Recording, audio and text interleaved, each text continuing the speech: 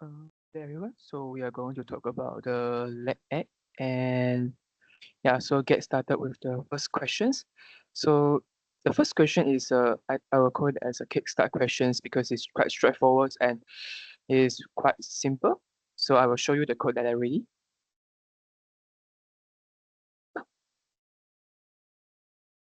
Alright, I think the most important point is how the overload constructed method can be used. Okay, so this will be our original we call this as constructor here. This is what we call the constructor. Uh,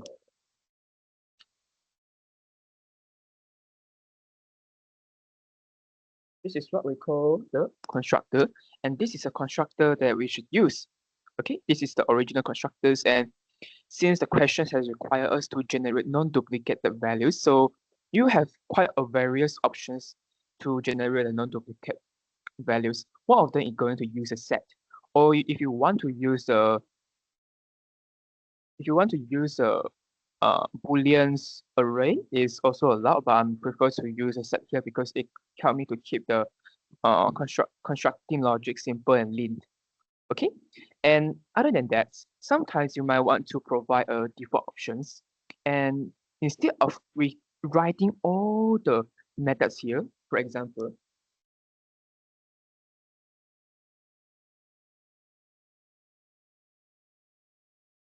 instead of uh, instead of something like just copy and paste, and then you say, okay, I want to make it to just non-duplicated, something like this, right? Like doing in this way is also allowed and it also works well, but a better way is since you have already a quite complete logic in these sections, so it will be more recommended to just setting this to you just reuse this constructor. You can make your code like much simpler and then others can know what kinds of default values that you provide for these constructors. And the same goes to the others. For example, the number with only with its constructor consisting of only one size and the default construct and with the non-arguments constructor, something like this. So this promote the reuse of the constructor logic and then you can make your constructor logic be standardized in all the ways. Right, this is some important point that I would like to mention. And later on, just just calculate all those values like how you can get your name, that you make, get the average, even, odd square, perfect square, and prime numbers. There's kind of quite a various way to do it. And for the concrete logic, I won't go dive in details. Like I'll just quickly go through all of them.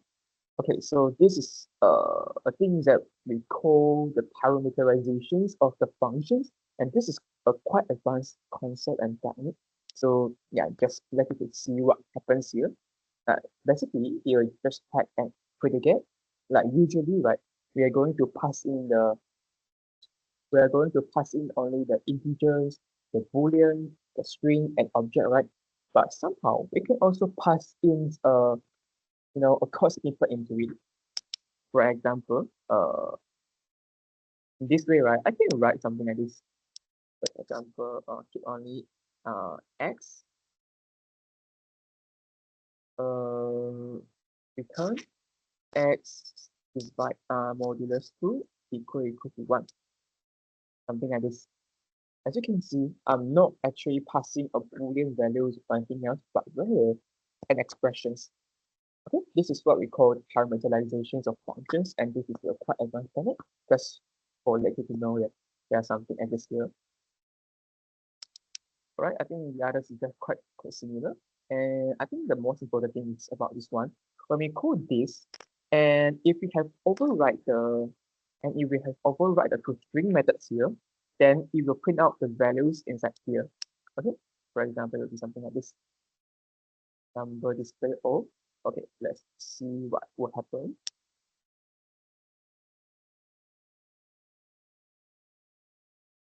Right, it will print out the items in the array, but if we didn't specify anything here, we didn't override it, and I just comment it out.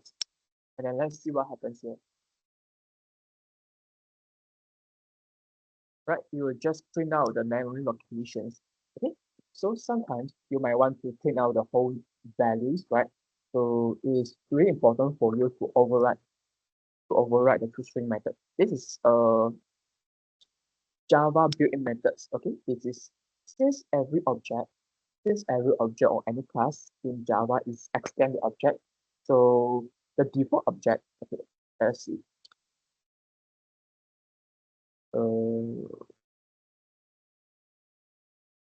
Right, as you can see, every object, every classes in Java actually extend object. Okay, so I think there is a toString method here. Right. So basically, this is how the Java will help you provide a default mechanism for the toString method.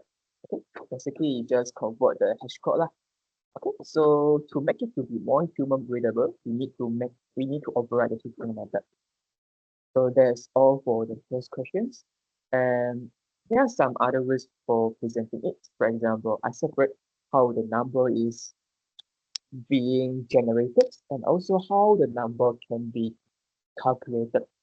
So the presenter is more toward like, how can I calculate all those values and display all those values? Okay, and I also use some interesting class here, that is the in-summer statistic summary. Okay. And by using this class, I can get the mean, max, average out of the box. All right, so that's all for the question number one. And for question number two, basically we need to create a bank account and allow customers to open saving account with their name, IC, and passport number and a deposit amount. Okay, and then we need to display the current balance. So as usual, we are just going to uh, define those values like name, IC, passport, and also balance. And I, as you can see here, I didn't use any data and setters. I didn't write out the data and setters by myself. This is because I'm using the data annotations, and this is from a long book package. Okay, let me show you the normal way to do it. Okay, like normally we are going to generate all those accesses like data and setters, and that's all. Like this is how normally we are going to generate all those data and setters. And for information, if you want to run all those data and setters quickly, you can just right click and then click generate. Alright, or if you're using Windows, you can click automate and insert, and you can call the generate panel as well. And then you can call the data and setters and just generate all the things. Right, but this is somehow is we call it as boilerplate code, meaning that is by design, but it can somehow obstruct how we read our code and how we understand our code. So it is not that ideal. So there are there are developers in the Java community to come up with an idea that instead of generating all those scripts and set it by ourselves, we can use the longbook package to simplify all the things. Basically, okay, let me show you the longbook data package. Longbook data. Right, this is the comparison with and without using longbook. And this is with longbook. Okay, everything is clear and clear. But without longbook, you have to do something like this. Right? Hopefully you can see the differences. So if you know how to set up using the Maven or Gradle for longbook, then just go ahead. Otherwise, you just keep using the traditional ways. It doesn't matter, but just for you to make it to be make your life a bit simpler lah. Okay, I think for deposit and withdraw, the concept is quite straightforward. And I would like to talk about the util class here. This method is what we call the util class. Basically, as you can see here, so you might ask, what is a util class? Basically, a util class is common collections of proper methods of function designed and the common, often low-level tasks that are reusable across different parts of the applications. Right, so basically, what I'm doing here is something like this. If amount smaller than equal to 0, then I will throw some legal argument exception. this is what I'm trying to do here. But instead of writing, instead of writing 3 lines of code, I decided to just make it to compact it to be only one code, since this logic is quite common and reusable. So maybe the switch. You can see we are using the static method quite often. In the UT class, we will always going to use static because we don't want to create a extra dependencies here, right? And then you can go to assert to, and then if condition is met, otherwise uh you just throw the class, you're just going to throw the exceptions. But this is not that perfect, but it just works. Alright, and this is the exception throwing, and you're going to learn more in the last in your last lab in the last lectures, but this is really important concepts. This is what we call the throw in exception handling. We are going to have 2 types of exception handling, which is called throw or hitch. What I'm doing here is I'm just throw out the exceptions here, and then maybe in the main method, if a default error handling method is provided, then this can be useful. Right, and that's all for question number 2. And for question number 3, I provide 2 approaches for calculating the weight. Right, one of them is I will call it as traditional ways. You just provide the height and also the age, and then I'll just I just return the result as a double. That's what I just do here. But sometimes, personally, I prefer to return a real object. Okay, like actually both of them just do the same thing. For example, calculate and show. Okay, look at this method. Age is 21, your height is 170, and the recommended weight is 64.89. This is I would say it's normal, but personally I don't like to couple the logic of printing something to the console with the real logic here. Alright, so personally I prefer more to provide a head image, and then I will just use a result object. Okay, so this result object will consisting of height, age, and also the recommended weight. And this is what we call the record class. I think you won't encounter this class in your lecture. And this is something new introduced in Java 14. If I'm not mistaken, I'm not quite sure.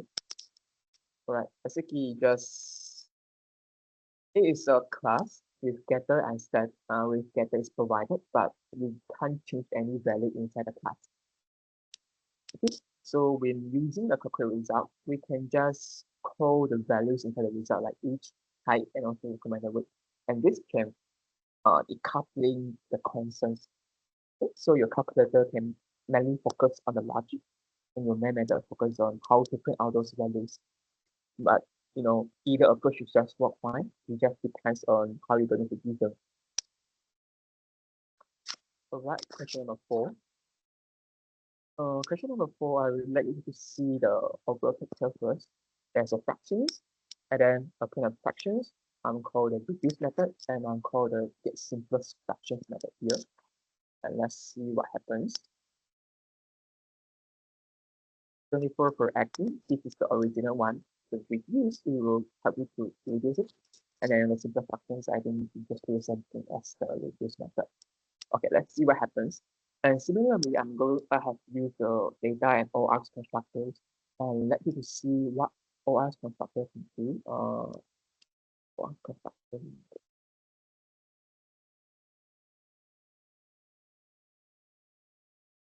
ORs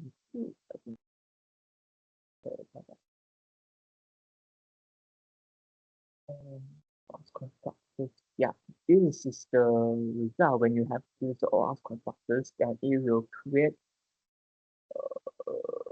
something like this. But it will create a protect. If you have specialized and specified to use a protector, then you will add a capital X specifiers here, and then it will generate a constructor consisting of all the values, and the sequence is strictly follow your declaration sequence here. Right. This is what the OR constructor will do. And then this concept, I think you just write it in your lab sheet, so I won't explain anymore. Yeah, and then just rewrite the string methods and then get simple functional reduce. And as I mentioned here, both of them just do the same thing, and the difference is just lie in the semantic meaning. For some people, they might get confused when you call the reduce method, like what does the reduce mean? Is there an like for those who didn't understand, they have to go to the code and then see it. But get simpler functions is way more straightforward. So yeah, both of them, even though both of them do the same thing, but the semantic meaning can be different. So having a good method name is really important. Right, question number 5. Player 1 and player 2. I think this concept, I think we have seen this code before, so I think everyone know how to do it.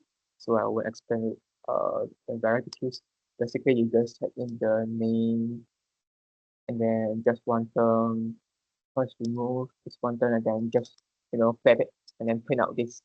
Okay, so this is what we call the text block. This is a new feature introduced in Java 15.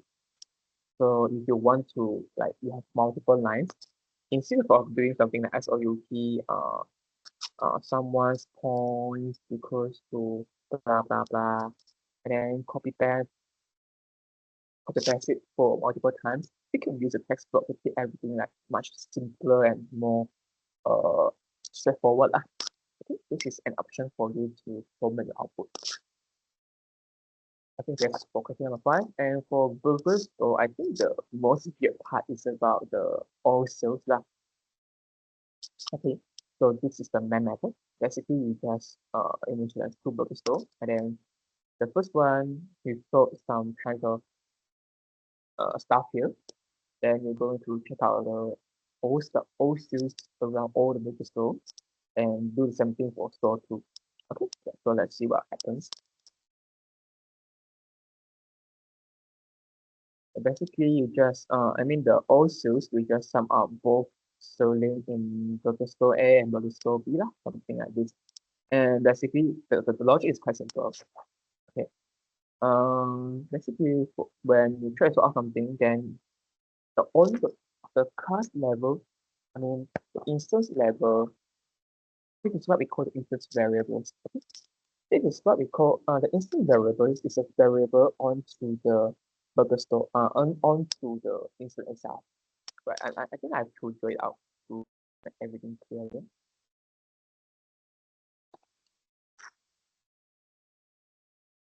Right. Actually, we have 2 types of variables. Okay. One we will call it as instance variable.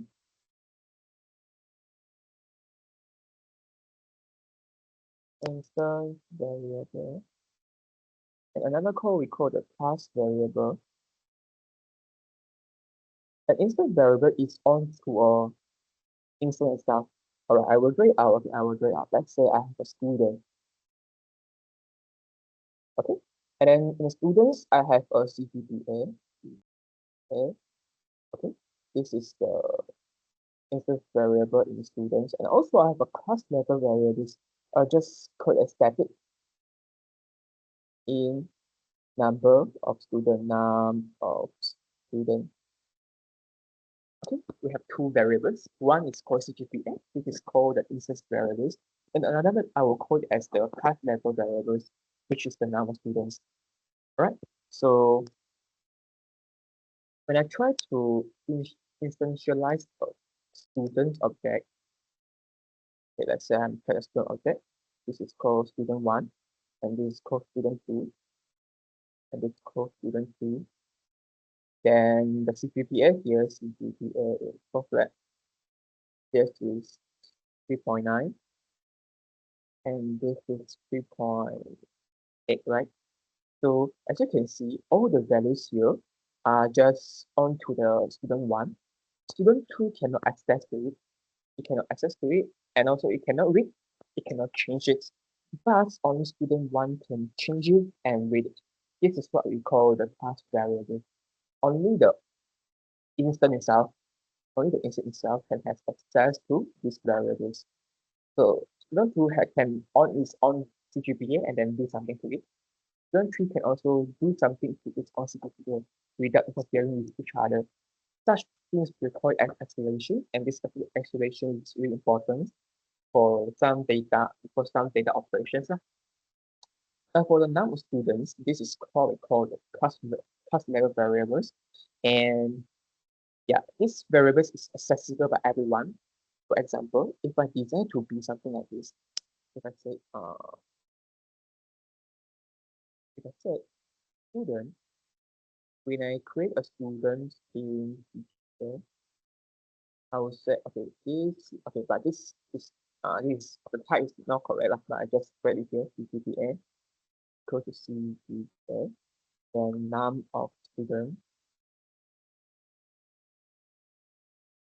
that's equal to 1. Right. So up at this point, okay, this is my logic. And when I try to create this student object, the num of students will become 1. And when I create the student 2, the number of students will be 2. So out of this point, in student 2, try to print out the number of students, it will become 2. And student 3, where when I create a student 3, the number of students will increment by 1, right? So now the number of students over 3. What class variable can be modified by all, can be accessed and be modified by all the class variables. Okay, so this is the differences. But usually for the class variables, we only make it to be read only because we don't want to introduce any weird unproducible bugs due to the side effect from the changes inside the class inside the instance. Okay, so basically, uh, this is only a lab questions. So we will have a chapter. We are going to have a whole field, and then when we create something, we are going to change this value. But most probably, we are going to use it something like this, like private static final in default value. This is the usual ways we are going to use classic the static variables. Okay, just for information, so okay. Usually we will just make the static variables to be read only and to be a constant. Okay, this is the most usual ways we're going to use this. This is for question number 6. And last questions.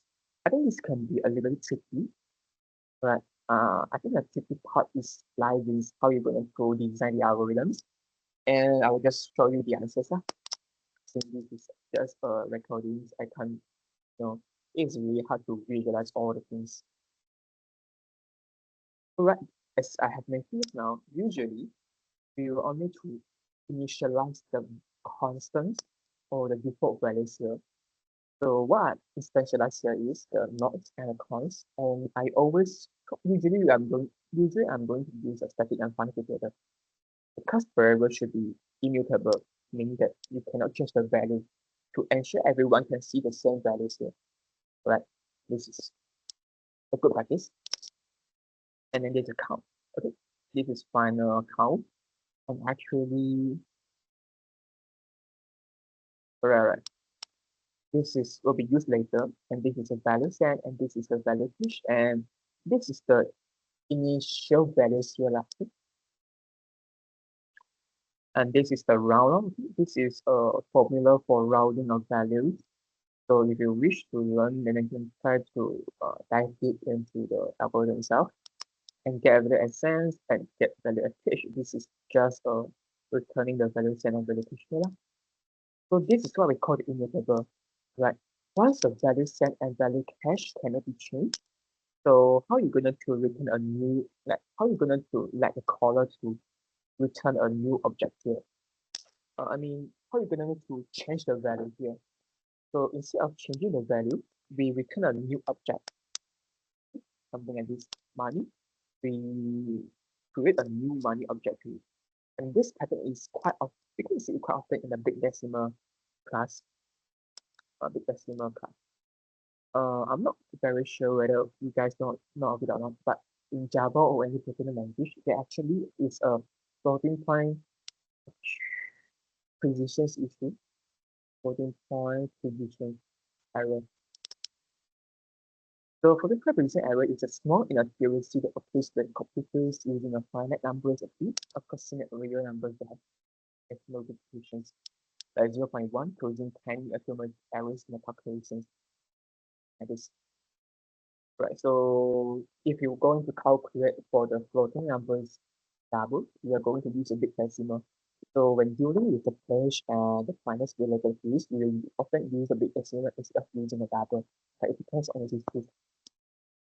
And for big decimal, uh,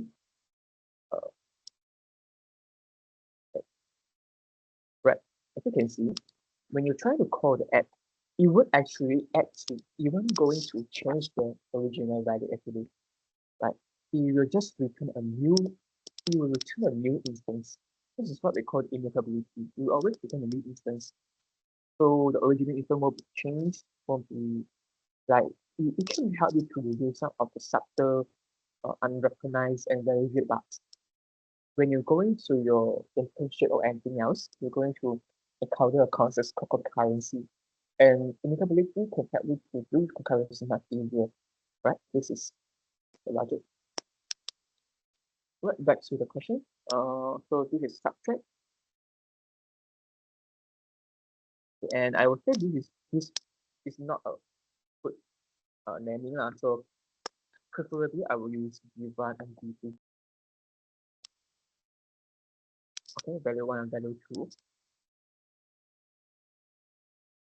And you might ask what this will do. So money, so subtract 20 and 21. It can be used in this way. So like if you want to return a new money object, but using two double values, then using a static will be a great choice. Otherwise, you have to do something like this: new money 20 and subtract new money 21.0. Like this expression is a little bit too long, and then you also create another two instance here. First, you create a money instance of 20, and you create another money instead of 21, and then you subtract them, generate a new money instance as well. This is a little bit like longer and can let your understanding be harder. So providing a static method here, you just take of two double values and then you have a multi object. It's much simpler. So static is a great usage here. Right, consider so they add also do some something else add here, and now use the overload method and we use the method here now. Okay, get nodes and coins, get nodes and coins. Right, so this is our NAND logic. All right.